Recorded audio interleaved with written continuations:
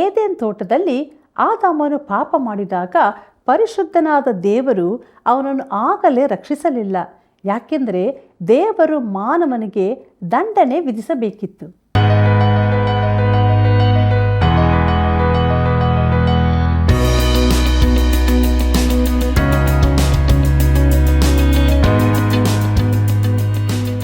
ಆತ್ಮೀಯ ವೀಕ್ಷಕರೇ, ನೀವೆಲ್ಲರೂ ಕ್ಷೇಮದಲ್ಲಿರುವಿರಿ ಎಂದು ನಂಬ್ತೇವೆ.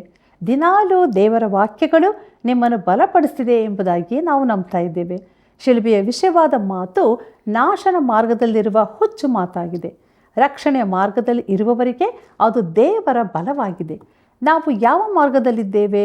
ಬನ್ನಿ, ದೇವರು ತಿಳಿಸುವ ಸತ್ಯಗಳನ್ನು ನಮ್ಮದಾಗಿ ಮಾಡಿಕೊಂಡು ಆತ್ಮದಲ್ಲಿ ಬಲ ಹೊಂದೋಣ. ನಮ್ಮ ಅಧ್ಯಯನವನ್ನು ಈಗ ಪ್ರಾರಂಭಿಸೋಣ.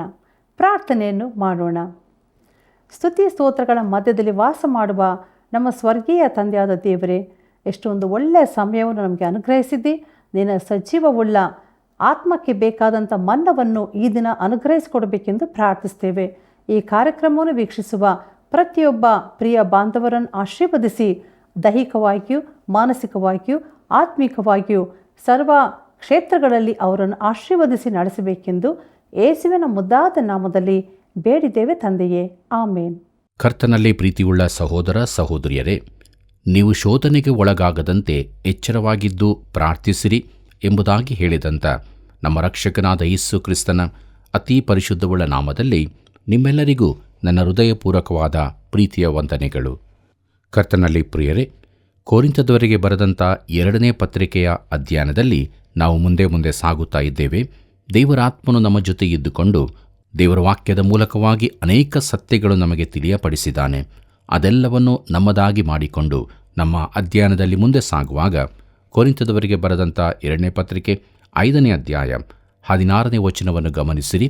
ಅಲ್ಲಿ ಹೀಗೆ ಬರೆದದೆ, ಹೀಗಿರಲಾಗಿ ಇಂದಿನಿಂದ ನಾವು ಯಾರನ್ನೂ ಶರೀರ ಸಂಬಂಧವಾಗಿ ಅರಿತುಕೊಳ್ಳುವುದಿಲ್ಲ, ಕ್ರಿಸ್ತನನ್ನು ಕೂಡ ನಾವು ಶರೀರ ಸಂಬಂಧವಾಗಿ ತಿಳಿದಿದ್ದರೂ ಇನ್ನು ಮುಂದೆ ಆತನನ್ನು ಹಾಗೆ ತಿಳುಕೊಳ್ಳುವುದಿಲ್ಲ ಎಂಬುದಾಗಿ. ಪ್ರೀತಿಯುಳ್ಳ ದೇವಜನರೇ, ಈಗ ನಾವು ಯಾರನ್ನೂ ಶರೀರ ಸಂಬಂಧವಾಗಿ ಅರಿತುಕೊಳ್ಳುವುದಿಲ್ಲ ಎಂಬುದಾಗಿ ನೋಡುವಾಗ, ನಾವು ಮಾನವರನ್ನು ಲೋಕದವರಾಗಿದ್ದಾಗ ನೋಡಿದ ದೃಷ್ಟಿಯಿಂದ ನೋಡುವುದೇ ಇಲ್ಲ. ಲೋಕದಲ್ಲಿ ನಾಶನ ಪಾತ್ರರೇ ಇರುತ್ತಾರೆ. ಒಬ್ಬರು PhD ಆದವರನ್ನು ನಾನು ಬಲ್ಲೆ. ಅವರು ಬಹು ಬುದ್ಧಿವಂತರು. ಆದರೆ ಅವರು ಕ್ರಿಸ್ತನಲ್ಲಿ ಇಲ್ಲದಿದ್ದರಿಂದ ಅವರೂ ಕೂಡ ನಾಶನಕ್ಕೆ ಪಾತ್ರರೇ. ಇನ್ನು ನಾವು ಮನುಷ್ಯರನ್ನು ಶರೀರ ಸಂಬಂಧದಿಂದ ತಿಳಿಯುವುದಿಲ್ಲ. ಇದರ ಅರ್ಥ, ನಾವು ಮನುಷ್ಯರನ್ನು ಜನಾಂಗದ ಹಿನ್ನೆಲೆಯಿಂದಾಗಲಿ ಸಾಮಾಜಿಕ ಸ್ಥಾನಮಾನದಿಂದಾಗಲಿ ಬಣ್ಣದಿಂದಾಗಲಿ ಎಣಿಸುವುದಿಲ್ಲ. ಹಳೆ ಸ್ವಭಾವಾನುಸಾರವಾಗಿ ಅವರೆಲ್ಲರೂ ಪಾಪದಲ್ಲಿ ಬಿದ್ದವರೇ ಆಗಿದ್ದಾರೆ. ಆದರೆ ಕ್ರಿಸ್ತನು ಅವರೆಲ್ಲರಿಗಾಗಿ ಸತ್ತನು. ಕ್ರಿಸ್ತನು ಎಲ್ಲರಿಗಾಗಿಯೂ ಸತ್ತನು. ಖಂಡಿತವಾಗಿಯೂ ನಿನಗಾಗಿಯೂ ನನಗಾಗಿಯೂ ಸತ್ತನು. ಪ್ರೀತಿಯುಳ್ಳ ಸಹೋದರ ಸಹೋದರಿಯರೇ, ಯಾಕೋಬನು ತನ್ನ ಪತ್ರಿಕೆಯ 2ನೇ ಅಧ್ಯಾಯದಲ್ಲಿ ಇದರ ಕುರಿತಾಗಿ ಬರೆಯುತ್ತಾನೆ. ಬೆರಳಲ್ಲಿ ಉಂಗುರ ಧರಿಸಿ ಬರುವ ಒಬ್ಬ ಶ್ರೀಮಂತನಿಗೆ ಮೇಲಿನ ಸ್ಥಾನ ಕೊಡುವುದು, ಒಬ್ಬ ಬಡವನಿಗೆ ಹಿಂದಿನ ಸ್ಥಾನದಲ್ಲಿ ನಿಲ್ಲುವಂತೆ ಹೇಳುವುದು ತಪ್ಪೆಂದು. ಅದು ಯಾಕೆ ತಪ್ಪು? ಯಾಕೆಂದರೆ ದೇವರ ಮಕ್ಕಳಾಗಿ ನಾವು ಮಾನವರೆಲ್ಲರನ್ನೂ ಪಾಪಿಗಳಾಗಿ ನೋಡಬೇಕು. ಅವರಿಗಾಗಿ ಕ್ರಿಸ್ತನು ಸತ್ತನು. ಯಹೂದ್ಯ ಅನ್ಯ ಎಂಬ ಭೇದವೂ ಕೂಡ ತೆಗೆದುಹಾಕಲ್ಪಟ್ಟಿದೆ. ಮಾನವ ಜನಾಂಗದವರೆಲ್ಲರೂ ದೇವರೆದುರು ಪಾಪಿಗಳಾಗಿದ್ದಾರೆ. ಎಲ್ಲರಿಗೂ ಇರುವ ಒಂದೇ ಪರಿಹಾರವೆಂದರೆ ಕ್ರಿಸ್ತನ ಸುವಾರ್ತೆಯೇ. ನಾವು ಶರೀರ ಭಾವದಿಂದ ಯಾರನ್ನೂ ತಿಳಿದುಕೊಳ್ಳುವುದಿಲ್ಲ. ಎಲ್ಲರೂ ಸಮಾನರಾಗಿದ್ದಾರೆ. ಪ್ರೀತಿಯುಳ್ಳ ದೇವಜನರೇ, ಕ್ರಿಸ್ತನನ್ನು ಕೂಡ ನಾವು ಶರೀರ ಸಂಬಂಧವಾಗಿ ತಿಳಿದಿದ್ದರೂ ಇನ್ನು ಮುಂದೆ ಆತನನ್ನು ಹಾಗೇ ತಿಳಿದುಕೊಳ್ಳುವುದಿಲ್ಲ ಎಂಬುದಾಗಿ ನೋಡುವಾಗ, ಪೌಲನು ಕ್ರಿಸ್ತನನ್ನು ಶರೀರ ಸಂಬಂಧದಲ್ಲಿ ತಿಳಿದಿರಲಿಲ್ಲವೆಂದು ನಾನು ನಂಬುತ್ತೇನೆ. ಕ್ರಿಸ್ತನು ಕ್ರೂಜಿಗೆ ಹಾಕಲ್ಪಟ್ಟಾಗ ಅವನು ಅಲ್ಲಿದ್ದಿರಬಹುದು. ಅಂತಹ ಪ್ರತಿಭಾವಂತ ಫರಿಸಾಯ ಯುವಕನು ಯೆರೂಸಲೇಮಿನಲ್ಲಾದ ಕ್ರೂಜೆಯ ಶಿಕ್ಷೆಯ ಸಮಯದಲ್ಲಿ ಇಲ್ಲದಿರುವುದನ್ನು ನೆನೆಸಲೂ ಸಾಧ್ಯವಿಲ್ಲ. ಪ್ರೀತಿಯುಳ್ಳ ದೇವಜನರೇ, 2000 ವರ್ಷಗಳ ಹಿಂದೆ ಯೇಸು ಈ ಭೂಮಿಯಲ್ಲಿ ನಡೆದಾಡಿದನು. ಆತನು ಬೆತ್ಲೆಹೇಮಿನಲ್ಲಿ ಹುಟ್ಟಿದನು, ನಜರೇತಿನಲ್ಲಿ ಬೆಳೆದನು, ಗಲಿಲಾಯದಲ್ಲಿ ನಡೆದಾಡಿದನು, ಗಲಿಲಾಯದ ಕಾನಾದಲ್ಲಿನ ಊರಿನಲ್ಲಿ ತನ್ನ ಸೇವೆಯನ್ನು ಪ್ರಾರಂಭಿಸಿದನು, ಯೆರೂಸಲೇಮಿಗೆ ಹೋದನು, ಅಲ್ಲಿ ಕ್ರೂಜೆಯಲ್ಲಿ ಸತ್ತನು. ಯೋಸೇಫನ ಸಮಾಧಿಯಲ್ಲಿ ಹೂಣಲ್ಪಟ್ಟನು. 3ನೇ ದಿನದಲ್ಲಿ ತಿರುಗಿ ಎದ್ದು ಬಂದನು. ತನ್ನವರಿಗೆ ಕಾಣಿಸಿಕೊಂಡನು. ಪರಲೋಕಕ್ಕೆ ಏರಿ ಹೋದನು. ನಾವು ಆತನನ್ನು ಇನ್ನೂ ಗಲಿಲಾಯದ ಮನುಷ್ಯನಾಗಿ ತಿಳಿದಿರುವುದಿಲ್ಲ. ಈಗ ಗಲಿಲಾಯದ ಮನುಷ್ಯನು ಅಲ್ಲಿ ಇಲ್ಲ. ಪ್ರೀತಿಯುಳ್ಳ ದೇವಜನರೇ, ಕ್ರಿಸ್ತನ ಸಮಯದಲ್ಲಿ ಅನೇಕರು ಬೆತ್ಲೆಹೇಮಿಗೆ ಪ್ರವಾಸಕ್ಕಾಗಿ ಹೋಗುತ್ತಾರೆ. ಆ ಸ್ಥಳವು ಜನರಿಂದ ತುಂಬಿ ಹೋಗುತ್ತದೆ. ಅವರು ಏನನ್ನು ಹುಡುಕುತ್ತಾರೆ? ಮಗುವಿಗಾಗಿ ಹುಡುಕುತ್ತಾರೋ? ಆತನು ಅಲ್ಲೇ ಇಲ್ಲ. ಈಸ್ಟರ್ ಸಮಯದಲ್ಲಿ ಯೆರೂಸಲೇಮ್ ಜನರಿಂದ ತುಂಬಿ ಹೋಗುತ್ತದೆ. ನಮ್ಮ ಎದ್ದು ಬಂದ ಕರ್ತನು ಅಲ್ಲಿರುವುದಿಲ್ಲ. ನಾವು ಆತನನ್ನು ಶರೀರ ಸಂಬಂಧದಲ್ಲಿ ತಿಳಿದುಕೊಳ್ಳುವುದಿಲ್ಲ. ಪ್ರೀತಿಯುಳ್ಳ ದೇವಜನರೇ, ಈ ಗಳಿಗೆಯಲ್ಲಿ ಆತನು ದೇವರ ಬಲಗಡೆಯಲ್ಲಿದ್ದಾನೆ. ಆತನು ಮಹಿಮೆ ಹೊಂದಿದ ಕ್ರಿಸ್ತನಾಗಿದ್ದಾನೆ. ಆತನನ್ನು ನಾವು ಶರೀರ ಸಂಬಂಧವಾಗಿ ತಿಳಿದಿದ್ದರೂ ಈಗ ನಾವು ಆತನನ್ನು ಆ ರೀತಿಯಲ್ಲಿ ತಿಳಿದುಕೊಂಡಿಲ್ಲ. 2000 ವರ್ಷಗಳ ಕೆಳಗೆ ಈ ಭೂಮಿಯಲ್ಲಿ ನಡೆದಾಡಿದವನ ಸಂಗಡ ನಮ್ಮ ಸಂಬಂಧವಲ್ಲ, ಮಹಿಮೆಯಲ್ಲಿ ಆಸೀನನಾದವನ ಸಂಗಡ ಸಂಬಂಧದಲ್ಲಿರುತ್ತೇವೆ. ಆದುದರಿಂದಲೇ ನಾವು ಆತನೊಂದಿಗೆ ಸತ್ತಿದ್ದೇವೆ, ಆತನೊಂದಿಗೆ ಎಬ್ಬಿಸಲ್ಪಟ್ಟಿದ್ದೇವೆ, ಈಗ ಕ್ರಿಸ್ತನೊಂದಿಗೆ ಪರಲೋಕದಲ್ಲಿದ್ದೇವೆ ಎಂದು ಹೇಳಲ್ಪಟ್ಟಿದೆ. ಕೊರಿಂಥದವರಿಗೆ ಬರೆದ 2ನೇ ಪತ್ರಿಕೆ 5ನೇ ಅಧ್ಯಾಯ 17ನೇ ವಚನ ಹೀಗೆ ಹೇಳುತ್ತದೆ: ಹೀಗಿರಲಾಗಿ ಯಾವನಾದರೂ ಕ್ರಿಸ್ತನಲ್ಲಿದ್ದರೆ ಅವನು ನೂತನ ಸೃಷ್ಟಿಯಾದನು, ಈಗೋ ಪೂರ್ವಸ್ಥಿತಿ ಹೋಗಿ ಎಲ್ಲ ನೂತನವಾಯಿತು ಎಂಬುದಾಗಿ. ಕರ್ತನಲ್ಲಿ ಪ್ರಿಯರೇ, ಇಲ್ಲಿ ಅತಿ ವಿಶೇಷವಾದ ಒಂದು ಮಾತು ಇದೆ. ಈ ವಚನವನ್ನು ನಾವು ಆಗಾಗ ಸಾಕ್ಷಿಕೂಟಗಳಲ್ಲಿ ಕೇಳುತ್ತೇವೆ. ಜನರು ಈ ವಚನವನ್ನು ಹೇಳಿ ತಮ್ಮ ಪರಿವರ್ತನೆಯ ಕುರಿತು ಹೇಳುತ್ತಾರೆ. ತಾವು ತಮ್ಮ ಪರಿವರ್ತನೆಕ್ಕಿಂತ ಮೊದಲಿನ ದುರಭ್ಯಾಸಗಳನ್ನೆಲ್ಲ ಬಿಟ್ಟುಬಿಟ್ಟಿದ್ದೇವೆ ಎಂದು ಹೇಳಿ ತಮ್ಮಲ್ಲಾದ ಈ ಬದಲಾವಣೆ ಈ ವಚನದ ಪೂರ್ಣಗೊಳ್ಳುವಿಕೆ ಎಂದು ಹೇಳುತ್ತಾರೆ. ಪ್ರೀತಿಯುಳ್ಳ ದೇವಜನರೇ, ನೀವು ಯೇಸು ಕ್ರಿಸ್ತನಲ್ಲಿ ನೂತನ ಸೃಷ್ಟಿಯಾಗಿರುವುದಾದರೆ ಹೊರಗಿರುವ ಪೂರ್ವಸ್ಥಿತಿ ಯಾವುದು? ಇಡೀ ಮಾನವ ಜನಾಂಗ ಪಾಪಿಗಳಾಗಿ ಬೆಟ್ಟದ ಬುಡದಲ್ಲಿ ವಾಸಿಸುತ್ತಿದ್ದವರ ಕುರಿತಾಗಿ ನಾವು ಮಾತನಾಡಿದೆವು. ನಾವು ಕ್ರಿಸ್ತನಲ್ಲಿ ನಂಬಿಕೆ ಇಟ್ಟ ಕಾರಣ ಆ ಹಳೆ ಸಂಬಂಧಗಳೆಲ್ಲ ಈಗ ಕಳೆದು ಹೋಗಿದೆ. ಈಗ ನಾವು ಆದಾಮನೊಂದಿಗೆ ತಿಳಿಯಲ್ಪಡುವುದಿಲ್ಲ, ಲೋಕದ ವ್ಯವಸ್ಥೆಯೊಂದಿಗೆ ಸಂಬಂಧವಿರುವುದಿಲ್ಲ. ಈಗ ನಾವು ಕ್ರಿಸ್ತನೊಂದಿಗೆ ಸಂಬಂಧವಿರುವವರು. ವಿಶ್ವಾಸಿಗಳ ಅನ್ಯೋನ್ಯ ದೇಹದೊಂದಿಗೆ ನಾವು ದೀಕ್ಷಾಸ್ಥಾನ ಹೊಂದಿದವರು. ನಾವು ಆತನಿಗೆ ಸಂಬಂಧಪಟ್ಟವರು. ಹಳೆಯದೆಲ್ಲ ಹೋಯಿತು. ಹೊಸ ಸಂಗತಿ ಎಂದರೆ ಕರ್ತನಾದ ಯೇಸುವಿನ ಸಂಗಡವಿರುವ ಹೊಸ ಸಂಬಂಧವಾಗಿದೆ. ಮಹಿಮೆಯ ಕ್ರಿಸ್ತನೊಂದಿಗೆ ಈಗ ನಾವು ಸಂಬಂಧದಲ್ಲಿದ್ದೇವೆ. ಪ್ರೀತಿಯುಳ್ಳ ಸಹೋದರ ಸಹೋದರಿಯರೇ, ಈಗ ನಾವು ಪ್ರಾಯೋಗಿಕವಾಗಿ ನೋಡೋಣ. ನೀವು ಕೇಳಬಹುದು, ಇದು ಒಂದು ಅದ್ಭುತವಾದ ವಚನ, ಆದರೆ ನಾನು ಕ್ರಿಸ್ತನಲ್ಲಿ ಹೊಸ ಸಾಕ್ಷಿಯಾಗಿದ್ದೇನೆ ಎಂದು ಸ್ಪಷ್ಟವಾಗಿ ತಿಳುಕೊಳ್ಳುವುದು ಹೇಗೆ ಎಂದು. ಪ್ರಿಯರೇ, ಕರ್ತನಾದ ಯೇಸು ಹೇಳಿದ್ದನ್ನು ಕೇಳಿರಿ. ನಿಮಗೆ ನಿಜ ನಿಜವಾಗಿ ಹೇಳುತ್ತೇನೆ, ನನ್ನ ವಾಕ್ಯವನ್ನು ಕೇಳಿ ನನ್ನನ್ನು ಕಳುಹಿಸಿದಾತನನ್ನು ನಂಬುವವನು ನಿತ್ಯ ಜೀವವನ್ನು ಹೊಂದಿದ್ದಾನೆ. ಅವನು ತೀರ್ಪಿಗೆ ಗುರಿಯಾಗುವುದಿಲ್ಲ, ಮರಣದಿಂದ ಪಾರಾಗಿ ಜೀವಕ್ಕೆ ಸೇರಿದ್ದಾನೆ ಎಂಬುದಾಗಿ ಯೋಹಾನ ಬರೆದ ಸುವಾರ್ತೆ 5ನೇ ಅಧ್ಯಾಯ 24ನೇ ವಚನದಲ್ಲಿ ಓದುತ್ತೇವೆ. ಪ್ರೀತಿಯುಳ್ಳ ದೇವಜನರೇ, ನೀನು ಕರ್ತನಾದ ಯೇಸುವಿನ ಮೇಲೆ ನಂಬಿಕೆ ಇಟ್ಟಿದೆಯೋ, ಆತನನ್ನು ನಂಬುತ್ತೀಯೋ? ಇದರಿಂದಾದರೆ ನಿನಗೆ ನಿತ್ಯ ಜೀವ ಉಂಟೆಂದು, ನೀನು ನ್ಯಾಯ ತೀರ್ಪಿಗೆ ಒಳಗಾಗುವುದಿಲ್ಲವೆಂತಲೂ ಆತನು ಭರವಸೆ ಕೊಡುತ್ತಾನೆ. ನಿನ್ನನ್ನು ಮರಣದಿಂದ ಪಾರು ಮಾಡಿ ಜೀವಕ್ಕೆ ಸೇರಿಸಿದ್ದಾನೆ. ಇದು ನಿನ್ನನ್ನು ನೂತನ ವ್ಯಕ್ತಿಯಾಗಿ ಮಾಡಿದೆ. ಇನ್ನು ನೀನು ಮರಣಕ್ಕಾಗಲಿ ನ್ಯಾಯ ವಿಚಾರಣೆಗಾಗಲಿ ಒಳಗಾಗುವುದಿಲ್ಲ. ಅನುಭವಗಳ ಮೇಲೆ ನಿನ್ನ ಭರವಸೆಯನ್ನಿಡಬೇಡ. ನೀನು ಹೊಸ ಸೃಷ್ಟಿ, ಯಾಕಂದರೆ ಯೇಸು ಹಾಗೆ ಹೇಳಿದ್ದಾನೆ. ಅದಕ್ಕೆ ಆಧಾರ ದೇವರ ವಾಕ್ಯವೇ ಆಗಿದೆ. ಆದಾಮನಲ್ಲಿ ಬಿದ್ದು ಹೋದ ಹಳೆ ಸೃಷ್ಟಿಗೆ ನೀನು ಸೇರಿದವನಲ್ಲ, ಹೊಸ ಸೃಷ್ಟಿಯ ಕ್ರಿಸ್ತನಲ್ಲಿ ನಿಂತಿದ್ದಿ. ನೀನು ಆತನನ್ನು ನಂಬುವುದಾದರೆ ಆತನಲ್ಲಿ ಇದ್ದಿ. ನೀನು ಇರುವ ಸ್ಥಳವು ಅಪಾಯಕಾರಿಯಾದದ್ದು, ಶೋಧನೆಗಳಿಂದ ಕೂಡಿದ್ದೂ ಆಗಿದೆ. ಅನೇಕ ರೀತಿಯಲ್ಲಿ ನಾವು ಬೀಳಬಹುದು, ಆದರೆ ಅದ್ಭುತವಾದ ಸತ್ಯವೆಂದರೆ ಕರ್ತನಾದ ಯೇಸು ಕ್ರಿಸ್ತನು ನಮ್ಮನ್ನು ಬಿಡುಗಡೆಗೊಳಿಸಿದ್ದಾನೆ.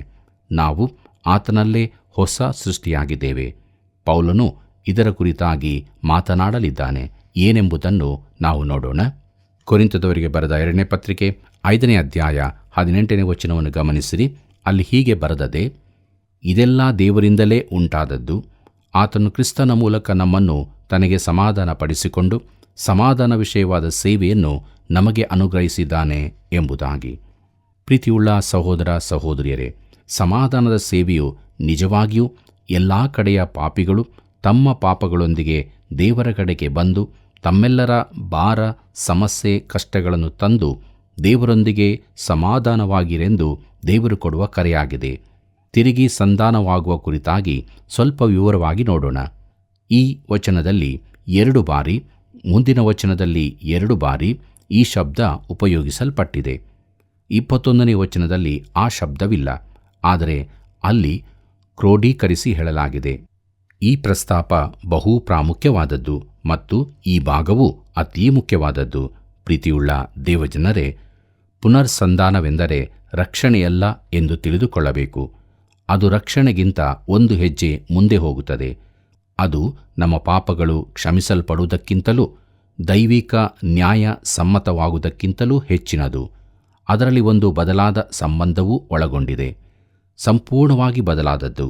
ಅದು ಸಂಪೂರ್ಣ ಆಂತರ್ಯದ ಬದಲಾವಣೆಯಾಗಿದೆ. ಯಾವನಾದರೂ ಕ್ರಿಸ್ತನಲ್ಲಿದ್ದರೆ ಅವನು ನೂತನ ಸೃಷ್ಟಿಯಾದನು ಎಂಬುದಾಗಿ ನೋಡುವಾಗ ಈ ಪುನರ್ಸಂಧಾನದಲ್ಲಿ ದೇವರ ಕಡೆಗಿನ ಕಾರ್ಯವೂ ಇದೆ ಎಂಬುದನ್ನು ಗಮನಿಸಿರಿ. ಈ ಪುನರ್ಸಂಧಾನವನ್ನು ಏರ್ಪಡಿಸಿದಾತನು ಆತನೇ ಆಗಿದ್ದಾನೆ. ಕ್ರಿಸ್ತನಲ್ಲಿ ನಮ್ಮನ್ನು ತನ್ನೊಂದಿಗೆ ಸಮಾಧಾನ ಪಡಿಸಿದ ದೇವರು, ಮುಂದಿನ ವಚನದಲ್ಲಿಯೂ ಅದನ್ನು ತಿರುಗಿ ಹೇಳಲಾಗಿದೆ.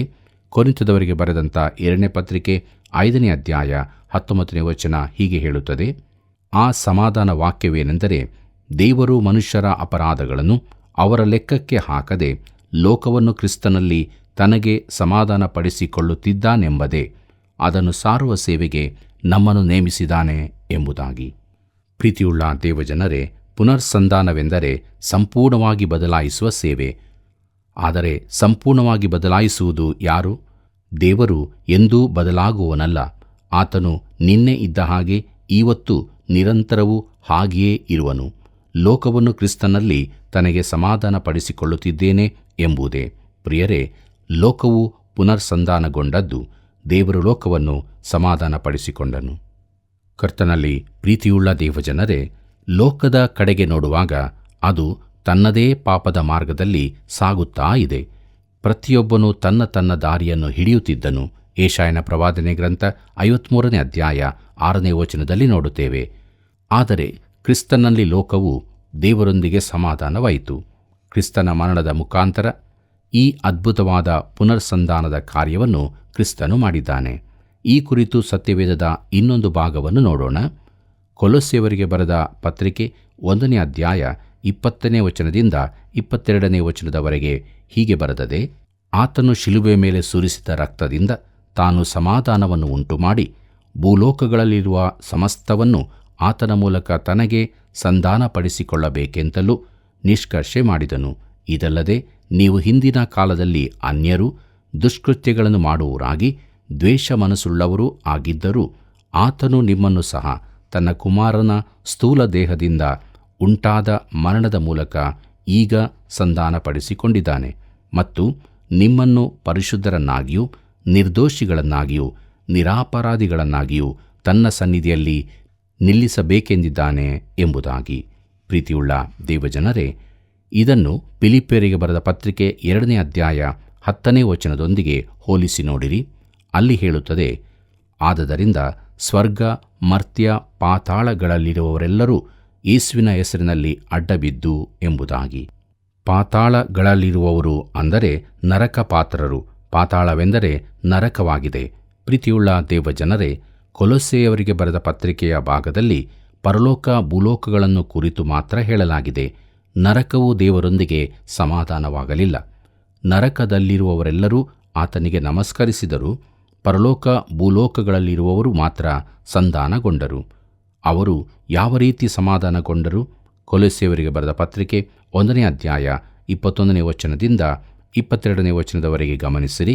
ಅಲ್ಲಿ ಹೀಗೆ ಬರೆದದೆ: ಇದಲ್ಲದೆ ನೀವು ಹಿಂದಿನ ಕಾಲದಲ್ಲಿ ಅನ್ಯರು, ದುಷ್ಕೃತ್ಯಗಳನ್ನು ಮಾಡುವವರಾಗಿ ದ್ವೇಷ ಮನಸ್ಸುಳ್ಳವರೂ ಆಗಿದ್ದರೂ ಆತನು ನಿಮ್ಮನ್ನು ಸಹ ತನ್ನ ಕುಮಾರನ ಸ್ಥೂಲ ದೇಹದಿಂದ ಉಂಟಾದ ಮರಣದ ಮೂಲಕ ಈಗ ಸಂಧಾನ ಪಡಿಸಿಕೊಂಡಿದ್ದಾನೆ ಮತ್ತು ನಿಮ್ಮನ್ನು ಪರಿಶುದ್ಧರನ್ನಾಗಿಯೂ ನಿರ್ದೋಷಿಗಳನ್ನಾಗಿಯೂ ನಿರಾಪರಾಧಿಗಳನ್ನಾಗಿಯೂ ತನ್ನ ಸನ್ನಿಧಿಯಲ್ಲಿ ನಿಲ್ಲಿಸಬೇಕೆಂದಿದ್ದಾನೆ ಎಂಬುದಾಗಿ.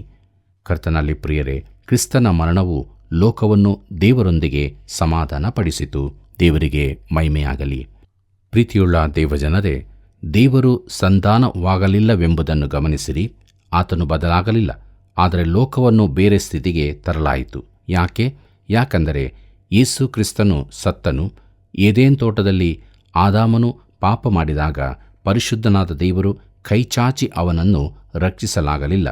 ಅವನ ಪಾಪದ ಕುರಿತಾಗಿ ದೇವರು ಏನನ್ನಾದರೂ ಮಾಡಬೇಕಿತ್ತು. ದೇವರು ಮಾನವನಿಗೆ ದಂಡನೆ ವಿಧಿಸಲೇಬೇಕಾಗಿತ್ತು.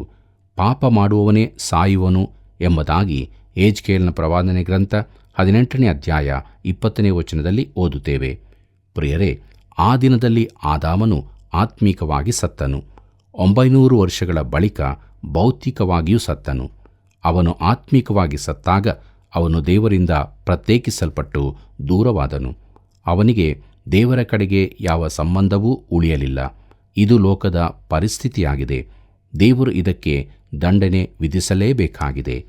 ಪ್ರೀತಿಯುಳ್ಳ ಸಹೋದರ ಸಹೋದರಿಯರೇ, ಈಗ ಕ್ರಿಸ್ತನು ಸತ್ತದ್ದರಿಂದ ಲೋಕದ ಸ್ಥಿತಿಯು ಬದಲಾಗಿದೆ.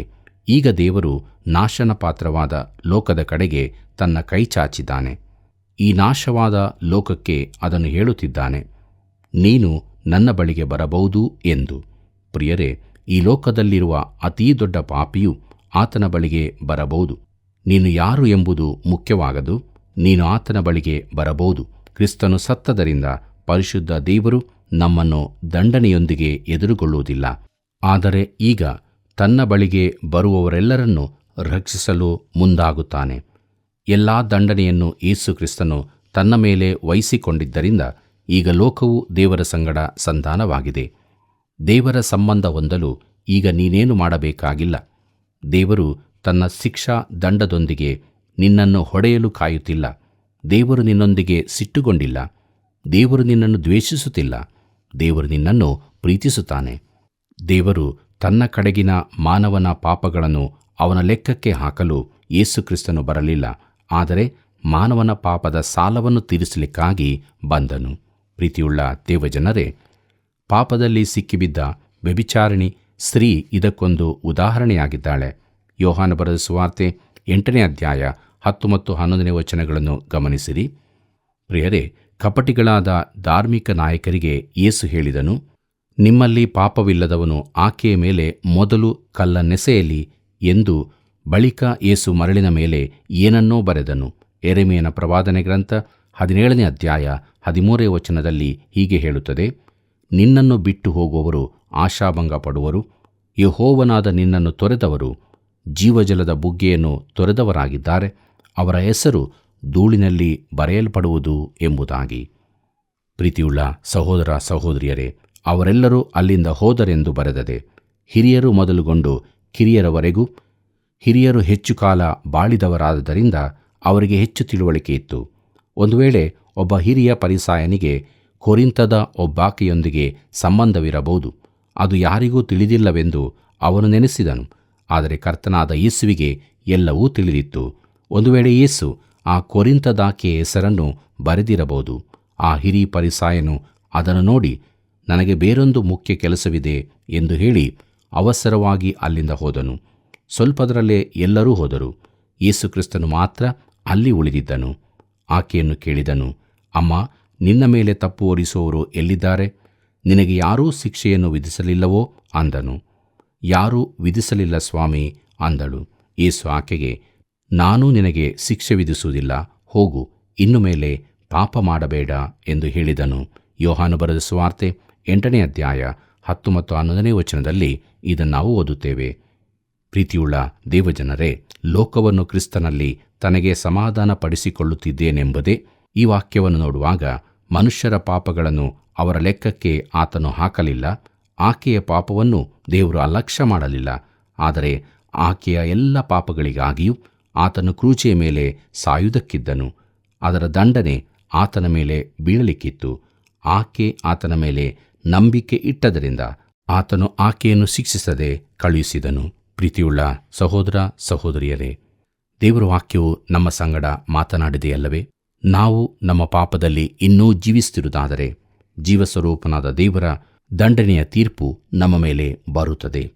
ಆದ್ದರಿಂದ ಈ ಕೃಪಾ ಸಮಯದಲ್ಲಿ ನಮ್ಮ ರಕ್ಷಕನಾದ ಯೇಸು ಕ್ರಿಸ್ತನ ಬಳಿಗೆ ನಾವು ಬರೋಣ, ನಮ್ಮ ಪಾಪಗಳನ್ನು ಒಪ್ಪಿಕೊಳ್ಳೋಣ, ಆತನಿಂದ ಪಾಪ ಪರಿಹಾರದ ನಿಶ್ಚಯತ್ವವನ್ನು ಹೊಂದಿಕೊಂಡು ದೇವರ ಮಕ್ಕಳಾಗಿ ಜೀವಿಸೋಣ.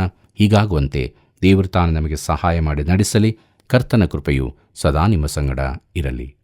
ಪ್ರಿಯರೇ, ದೇವರ ವಾಕ್ಯವು ನಮ್ಮ ಸಂಗಡ ಮಾತನಾಡಿದೆ.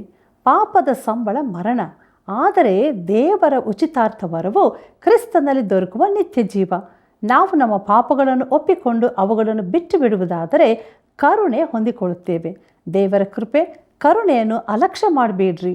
ಹಿಂದೆ ಆತನ ಬಳಿಗೆ ಬಂದು ಬಿಡುಗಡೆ ಹೊಂದಿಕೊಳ್ಳಿರಿ. ಪ್ರಿಯ ವೀಕ್ಷಕರೇ, ಸತ್ಯವೇದ ಅಧ್ಯಯನದ ಮೂಲಕ ನೀವು ಹೊಂದಿದ ಆಶೀರ್ವಾದಗಳನ್ನು ಹಿಂದೆ ನಮಗೆ ಕರೆ ಮಾಡಿ ತಿಳಿಸಿರಿ. ನಾವು ಕೂಡ ಅದಕ್ಕಾಗಿ ದೇವರನ್ನು ಕೊಂಡಾಡಲು ಸಾಧ್ಯವಾಗ್ತದೆ. ಮುಂದಿನ ಕಾರ್ಯಕ್ರಮದಲ್ಲಿ ಮತ್ತೆ ಭೇಟಿಯಾಗೋಣ. ವಂದನೆಗಳು.